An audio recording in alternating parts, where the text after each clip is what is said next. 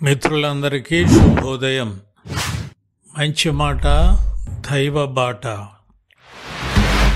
నా యేసు ప్రేమయందు నిలిచియుండుడి. దేవుడు లోకమును ఎంతో ప్రేమించెను అని దైవవాక్యము తెలియచేస్తుంది. దేవుడు లోకమును ప్రేమిస్తున్నారు అనడానికి ఎన్నో రుజువులు ఉన్నాయి.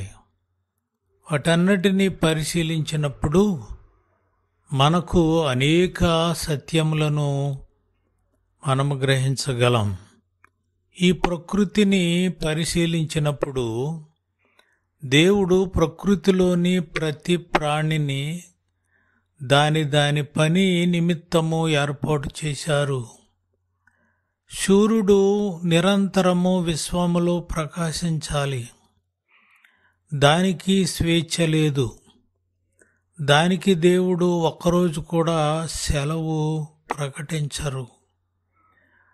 అది నిరంతరము పని చేయాలి. దానికి కారణం దేవుడు సూర్యుణ్ణి సృజించారు, కానీ దానిని ప్రేమించలేదు. దానిని తన ప్రజలైనటువంటి మన కొరకు అది ప్రకాశించాలని ఆయన నిర్దేశించారు. ఈ విశ్వములో ప్రతిదీ అంతే. కానీ మానవుడు తనకిష్టానుసారము జీవించే స్వేచ్ఛ ఉంది. ఇదే దేవుని ప్రేమ. దేవుని ప్రేమను బట్టి నీకిచ్చిన స్వేచ్ఛను సద్వినియోగము చేసుకోవాలి. నా ప్రేమయందు నిలిచియుండుడని యేసయ్య పిలుపునిస్తూ ఉన్నారు. కానీ మనం ఉండటం లేదు. పాపములో నిలిచి ఉంటాం. అయినా యేసయ్య మనలను ప్రేమిస్తున్నారు. మనమింకనూ పాపులమై ఉండగా మనలను ఆయన ప్రేమిస్తున్నారు. రోమాపత్రిక 5:8 అయితే దేవుడు మనలను మన ఎడల తన ప్రేమను వెల్లడిపరుచుచున్నాడు. ఎట్లనగా మనమింకనూ పాపులమై ఉండగానే క్రీస్తు మన కొరకు చనిపోయెను. ప్రియ స్నేహితుడా, పాప స్నేహాలు, దుష్ట సాంగత్యం, దుర్వ్యాపారాలు మనిషిని దేవునికి దూరం చేస్తున్నాయి.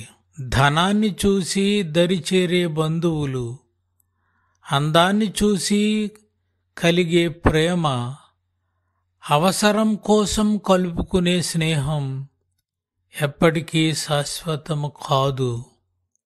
యేసు ప్రేమే గొప్పది.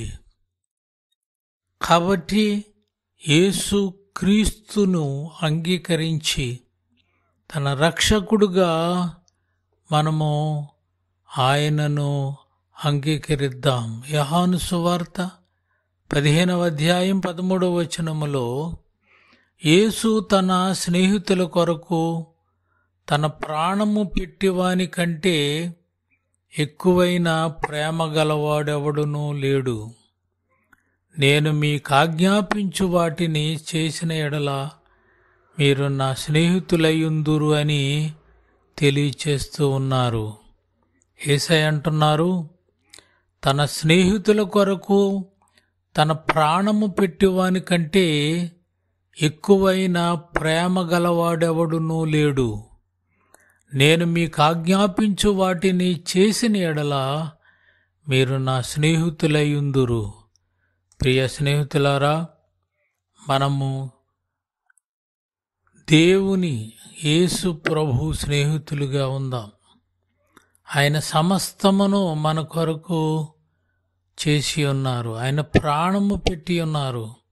అంతకన్నా గొప్ప స్నేహితుడి లోకములో ఎవరు ఉండరు గనుక ఇట్టి గొప్ప స్నేహితుడిని కలిగినటువంటి మనం, యేసయ్యే మన రక్షకుడు, మన కొండ, మన యొక్క సమస్తమని మనము గుర్తెరిగి ఆయన యందు మనం సేద తీరుదాం.